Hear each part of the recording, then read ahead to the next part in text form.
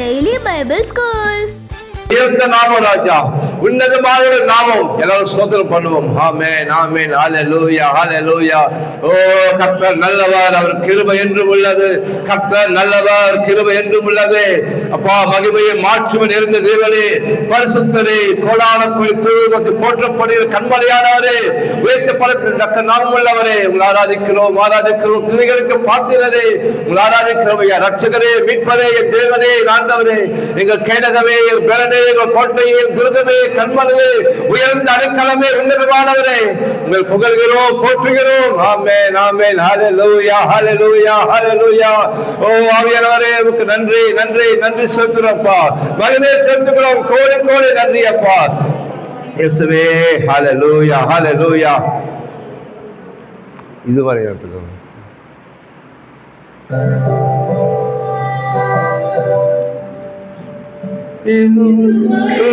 என்னை நீ நடத்தியதற்கு நான் மாத்திரம், என் வாழ்க்கையை மாத்திரம்.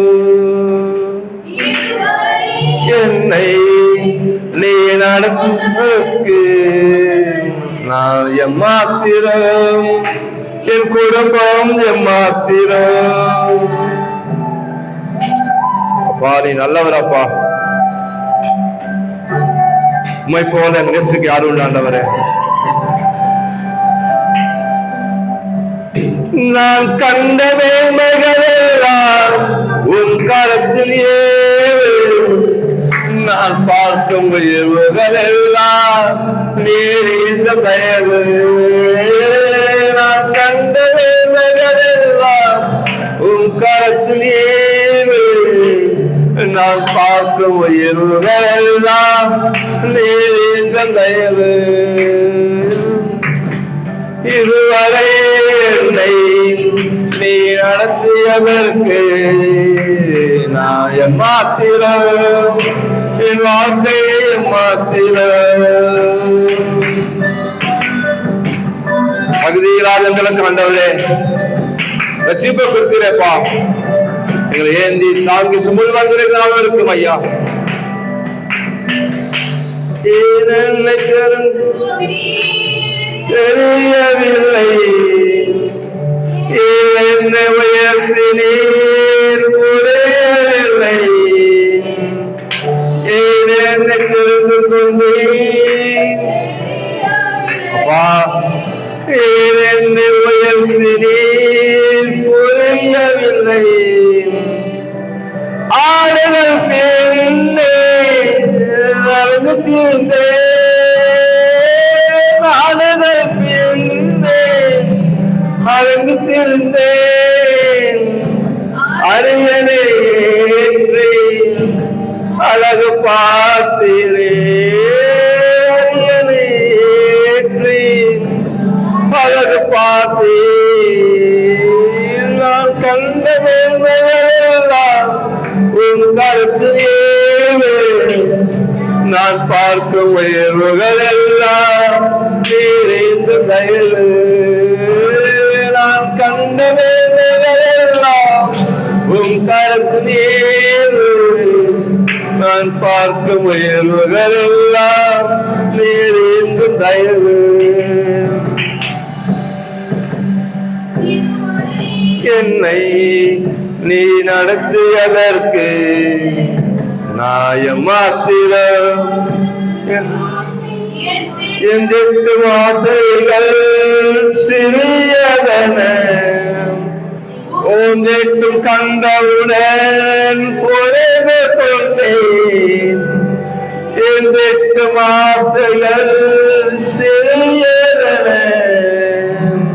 உன் 8 கண்டவுடன் புரிந்து கொண்டேன். தற்கால தேவைக்காய் நோக்கி பார்த்தேன், தற்கால தேவைக்காய் நோக்கி பார்த்தேன். தலைமுறை தாங்கிடும் திட்டம் தந்தே,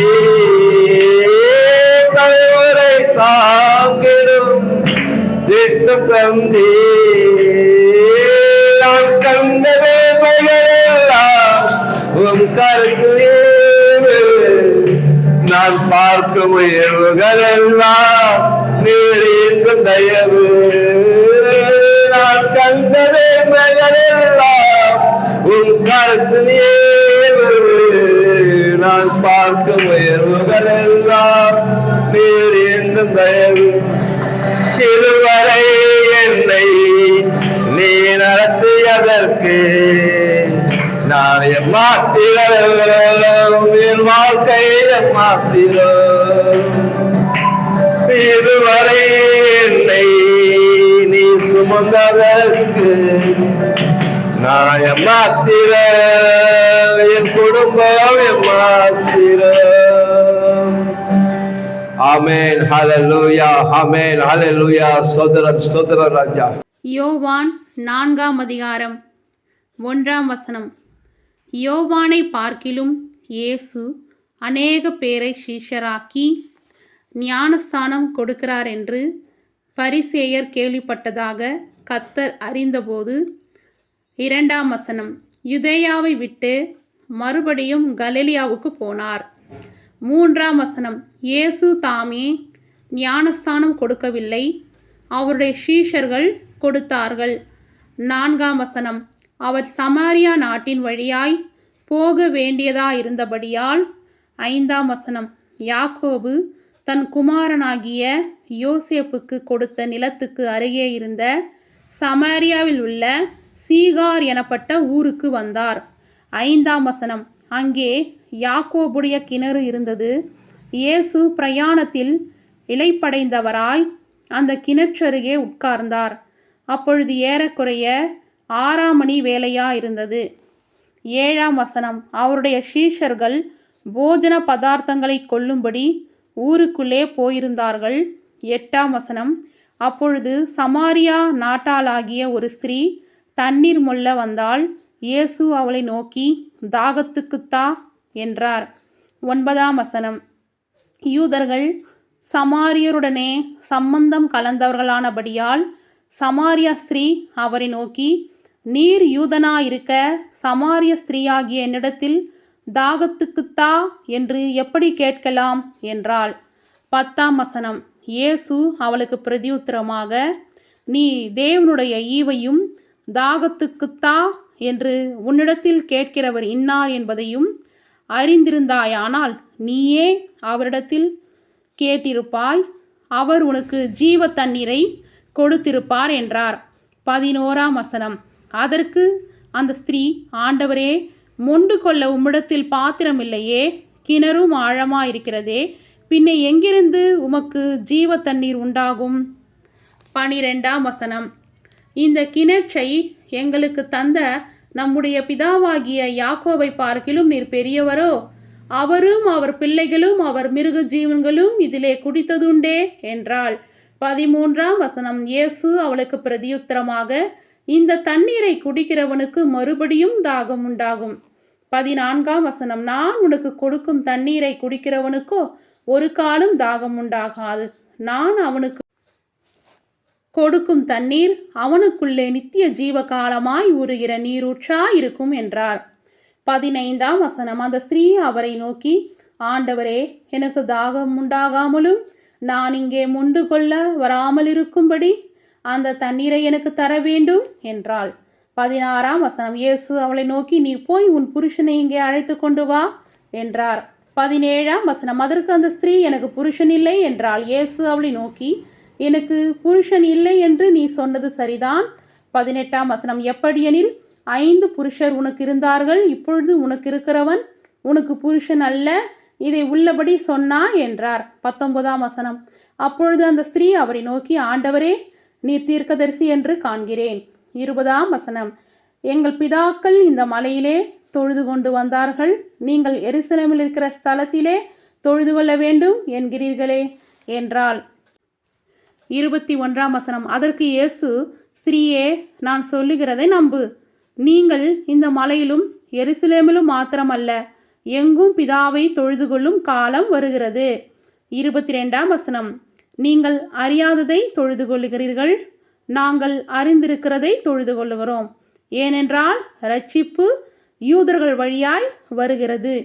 23ஆம் வசனம், உண்மையாய் தொழுது கொள்ளுகிறவர்கள் பிதாவை ஆவியோடும் உண்மையோடும் தொழுதுங்கொள்ளும் காலம் வரும், அது இப்பொழுதே வந்திருக்கிறது. தம்மை தொழுது கொள்ளுகிறவர்கள் இப்படியா இருக்கும்படி பிதாவானவர் விரும்புகிறார். 24ஆம் வசனம், தேவன் ஆவியா இருக்கிறார், அவரை தொழுது கொள்ளுகிறவர்கள் ஆவியோடும் உண்மையோடும் அவரை தொழுது கொள்ள வேண்டும் என்றார். 25ஆம் வசனம், அந்த ஸ்திரீ அவரை நோக்கி, கிறிஸ்து எனப்படுகிற மேசியா வருகிறார் என்று அறிவேன், அவர் வரும்பொழுது எல்லாவற்றையும் நமக்கு அறிவிப்பார் என்றாள். 26ஆம் வசனம், அதற்கு இயேசு, உன்னுடனே பேசுகிற நானே அவர் என்றார். 27ஆம் வசனம், அந்த தருணத்தில் அவருடைய சிஷ்யர்கள் வந்து அவர் ஸ்திரீயுடனே பேசுகிறதை பற்றி ஆச்சரியப்பட்டார்கள். ஆகிலும் என்ன தேடுகிறாவது அவளுடனே பேசுகிறென்றாவது ஒருவனும் கேட்கவில்லை. 28ஆம் வசனம், அப்பொழுது அந்த ஸ்திரீ தான் குடத்தை வைத்துவிட்டு ஊருக்குள்ளே போய் ஜனங்களை நோக்கி, 29ஆம் வசனம், நான் செய்த எல்லாவற்றையும் ஒரு மனுஷன் எனக்கு சொன்னார், அவரை வந்து பாருங்கள், அவர் கிறிஸ்துதானோ என்றாள். 30ஆம் வசனம், அப்பொழுது அவர்கள் ஊரிலிருந்து புறப்பட்டு அவரிடத்தில் வந்தார்கள். 31ஆம் வசனம், இப்படி நடக்கையில் சீஷர்கள் அவரை நோக்கி, ரஃபி, போஜனம் பண்ணும் என்று வேண்டிக் கொண்டார்கள். 32ஆம் வசனம், அதற்கு அவர், நான் புசிப்பதற்கு நீங்கள் அறியாத ஒரு போஜனம் எனக்கு உண்டு என்றார். 33ஆம் வசனம், அப்பொழுது சீஷர்கள் ஒருவரையொருவர் பார்த்து, யாராவது அவருக்கு போஜனம் கொடுத்திருக்க வந்திருப்பானோ என்றார்கள். 34ஆம் வசனம், இயேசு அவர்களை நோக்கி, நான் என்னை அனுப்பினவருடைய சித்தத்தின்படி செய்து அவருடைய கிரியை முடிப்பதே என்னுடைய போஜனமா இருக்கிறது. 35ஆம் வசனம், அறுப்பு காலம் வருகிறதற்கு இன்னும் 4 மாதம் செல்லும் என்று நீங்கள் சொல்லுகிறதில்லையா? இதோ வயல் நிலங்கள் இப்பொழுதே அறுப்புக்கு விளைந்திருக்கிறது என்று உங்கள் கண்களை ஏறெடுத்து பாருங்கள் என்று நான் உங்களுக்கு சொல்லுகிறேன்.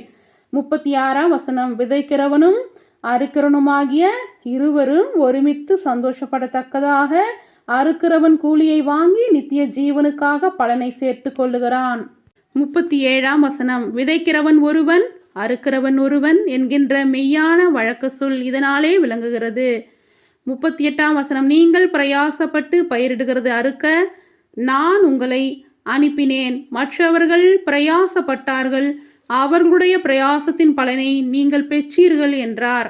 39ஆம் வசனம், நான் செய்த எல்லாவற்றையும் எனக்கு சொன்னார் என்று சாட்சி சொன்ன அந்த ஸ்திரீயினுடைய வார்த்தை நிமித்தம் அந்த ஊரில் உள்ள சமாரியாரில் அநேகர் அவர் மேல் விசுவாசம் உள்ளவர்கள் ஆனார்கள். 40ஆம் வசனம், சமாரியர் அவரிடத்தில் வந்து தங்களிடத்தில் தங்க வேண்டுமென்று அவரை வேண்டிக் கொண்டார்கள். அவர் 2 நாள் அங்கே தங்கினார். 41ஆம் வசனம், அப்பொழுது அவருடைய உபதேசத்தின் நிமித்தம் இன்னும் அநேக பேர் விசுவாசித்து 42ஆம் வசனம், அந்த ஸ்திரீயை நோக்கி, உன் சொல்லின் நிமித்தம் அல்ல, அவருடைய உபதேசத்தை நாங்களே கேட்டு அவர் மெய்யாய் கிறிஸ்துவாகிய உலக இரட்சகர் என்று அறிந்து விசுவாசிக்கிறோம் என்றார்கள். 43ஆம் வசனம், 2 நாளைக்கு பின்பு அவர் அவிடம் விட்டு புறப்பட்டு கலிலேயாவுக்கு போனார். 44ஆம் வசனம், ஒரு தீர்க்கதரிசிக்கு தன் சொந்த ஊரிலே கனமில்லை என்று இயேசு தாமே சொல்லியிருந்தார். 45ஆம் வசனம், அவர் கலிலேயாவில் வந்தபோது எருசலேமில் பண்டிகையிலே அவர் செய்த எல்லாவற்றையும் பார்த்திருந்த கலிலேயர் அவரை ஏற்றுக்கொண்டார்கள், அவர்களும் பண்டிகைக்கு போயிருந்தார்கள். 46ஆம் வசனம், பின்பு இயேசு தாம் தண்ணீரை திராட்சரசமாக்கின கலிலேயாவில் கானாவூருக்கு மறுபடியும் வந்தார். அப்பொழுது கப்பர்நகூமிலே ராஜாவின் மனுஷரில் ஒருவனுடைய குமாரன் வியாதியா இருந்தான். 47ஆம் வசனம், இயேசு யூதாவில் இருந்து கலிலேயாவுக்கு வந்தார் என்று அந்த மனுஷன் கேள்விப்பட்ட பொழுது அவரிடத்துக்கு போய் தன் மகன் மரண அவஸ்தையா இருந்தபடினாலே அவரை குணமாக்கும்படிக்கு வர வேண்டும் என்று அவரை வேண்டிக் கொண்டான். 48ஆம் வசனம், அப்பொழுது இயேசு அவனை நோக்கி, நீங்கள் அடையாளங்களையும் அற்புதங்களையும் காணாவிட்டால் விசுவாசிக்க மாட்டீர்கள் என்றார். 49ஆம் வசனம், அதற்கு ராஜாவின் மனுஷன், ஆண்டவரே, என் பிள்ளை சாகிறதற்கு முன்னே வர வேண்டும் என்றான். 50ஆம் வசனம், இயேசு அவனை நோக்கி, நீ போகலாம், உன் குமாரன் பிழைத்திருக்கிறான் என்றார். அந்த மனுஷன் இயேசு சொன்ன வார்த்தையை நம்பி போனான். 51ஆம் வசனம், அவன் போகையில் அவனுடைய ஊழியக்காரர் அவனுக்கு எதிர்கொண்டு வந்து, உம்முடைய குமாரன் பிழைத்திருக்கிறான் என்று அறிவித்தார்கள். 52ஆம் வசனம். அப்பொழுது எந்த மணி நேரத்திலே அவனுக்கு குணமுண்டாயிற்று என்று அவர்களிடத்தில் விசாரித்தான். அவர்கள், நேற்று 7 மணி நேரத்தில் ஜுரம் அவனை விட்டது என்றார்கள். 53ஆம் வசனம். உன் குமாரன் பிழைத்திருக்கிறான் என்று இயேசு தன்னுடனே சொன்ன மணி நேரம் அதுவே என்று தகப்பன் அறிந்து அவனும் அவன் வீட்டார் அனைவரும் விசுவாசித்தார்கள். 54ஆம் வசனம். இயேசு யூதேயாவிலிருந்து கலிலேயாவுக்கு திரும்பி வந்த பின்பு இது அவர் செய்த 2ஆம் அற்புதம். ஆமென், ஹல்லேலூயா. சில்ட்ரன்ஸ், யோவான் 4ஆம் அதிகாரம் முழுவதுமாக படிச்சதை கேட்டீங்க இல்லையா? கர்த்தர் உங்களை ஆசீர்வதிப்பார். யோவான் 4ஆம் அதிகாரம் 24ஆம் வசனத்தில் இப்படியாக எழுதியிருக்கிறது, தேவன் ஆவியாக இருக்கிறார், அவரை தொழுது கொள்ளுகிறவர்கள் ஆவியோடும் உண்மையோடும் அவரை தொழுது கொள்ள வேண்டும் என்றார். ஏசப்பாவே இந்த வார்த்தையை சமாரியா ஸ்திரீ கிட்ட சொல்கிறாரு. ஏசப்பாவே இந்த வார்த்தையை சொல்லும் பொழுது நம்ம அவர் வார்த்தைக்கு கீழ்ப்படியணுமா, கீழ்ப்படியக்கூடாதா? நிச்சயமாக கீழ்ப்படியணும். ஏசப்பா வாயிலிருந்து வர வார்த்தை என்ன வார்த்தை? ஆவியோடும் உண்மையோடும் தொழுது கொள்ளுங்க அப்படின்னு சொல்கிறாரு. அதாவது நம் தேவனை எங்கும் தொழுது கொள்ளும் காலம் வந்து இருக்கிறது. ஒரு ரூமில் மட்டும்தான் நம்ம ஏசுபாவை தொழுது கொள்ளணும், இந்த இடத்துல மட்டும்தான் நம்ம ஏசுபாவை தொழுது கொள்ளணும்னு இல்லை. நம்ம எங்கே போனாலும் நம்ம ஏசப்பாவை தொழுது கொள்ளலாம். இப்போ ஒரு வேளை நம்ம போயிட்டே இருக்கிறோம், ஸ்கூலுக்கு போய்கிட்டே இருக்கிறோம், அப்போயும் நம்ம என்ன பண்ணலாம்? தொழுது கொள்ளலாம், ஜெபம் பண்ணலாம், ஏசப்பா கேட்பாரு. ஒருவேளை நீங்கள் ஸ்கூலில் கிளாஸ் ரூமில் உட்காந்துன்னு இருக்கீங்க, எக்ஸாம் எழுத போகிறீங்க, அந்த நேரத்தில் கூட நீங்கள் ஜெபிக்கலாம், ஏசப்பா கேட்பாரு. நீங்கள் எங்கே இருந்து ஜெபிச்சாலும் ஏசப்பா என்ன பண்ணுவார்? கேட்பாரு. நமக்கு முன்னாடி உருவப்படம் இருக்க வேண்டிய அவசியம் இல்லை. ஏன்னா ஏசப்பா உருவத்தில் இல்லை. ஏசப்பாவை உருவப்படத்தில் வச்சு இவர் தான் ஏசப்பான்னு சொல்லி அந்த உருவப்படத்துக்கு கீழே நம்ம முட்டி போட்டு ஜெபிச்சா மட்டும்தான் ஏசப்பா கேட்பாரு அப்படின்னு சொல்கிறது தவறு. அவர் நாமத்தில் நம்ம எங்கே கேட்டாலும் நமக்கு பதில் கிடைக்கும். நம்ம அவரை ஆவியோடும் உண்மையோடும் எங்கே வேணாலும் தொழுது கொள்ளலாம். நீங்கள் வழியில் போகும்போதும் தொழுது கொள்ளலாம், நீங்கள் கிளாஸ் ரூமில் இருக்கும்போது மனசுலேயே ஜெபிச்சா கூட ஏசப்பா கேட்பாங்க, வாயை திறந்து ஜெபிச்சாலும் ஏசப்பா கேட்பாங்க, நீங்கள் எப்படி ஜெபிச்சாலும் ஏசப்பா கேட்பாங்க. அவரை நாம் ஆவியோடும் உண்மையோடும், அதாவது ஒரு பயபக்தியோட நம்ம ஏசப்பாவை தொழுது கொள்ளணும். ஏன்னா சர்வத்தையும் உண்டாக்கின தேவனை ஒரு உருவப்படத்தில் நம்ம அடக்க முடியாது, உருவ வழிபாடு செய்யக்கூடாது. சில்ட்ரன்ஸ், இப்போ கேள்வி கேட்கலாமா? நான் என்னை அனுப்பினவருடைய சித்தத்தின்படி செய்து அவருடைய கிரியையை முடிப்பதே என்னுடைய டேஷ். ஆ போஜனமாக இருக்கிறது, ஆ தாகமாக இருக்கிறது, பலனாக இருக்கிறது. சரியான விடை எழுதி அனுப்புங்க. கர்த்தர் உங்களை அளவில்லாமல் ஆசீர்வதிப்பார்.